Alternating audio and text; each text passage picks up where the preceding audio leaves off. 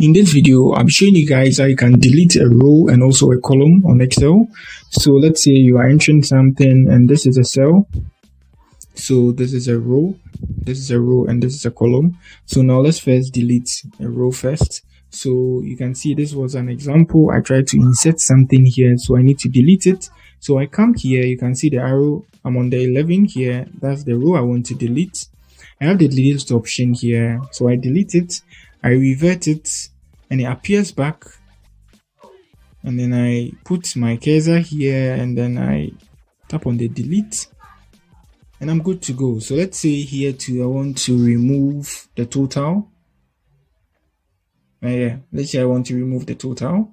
So what I'm going to do is I put my cursor on the H, which is going to be the column I want to remove, and then I right click the same thing and then I tap on delete and then it vanishes. I need it, so I revert it. So that's it on how you delete rows and columns on your Excel sheet. If you are new here, you give me a like, you subscribe to my channel too as well. That's it for the video. Peace.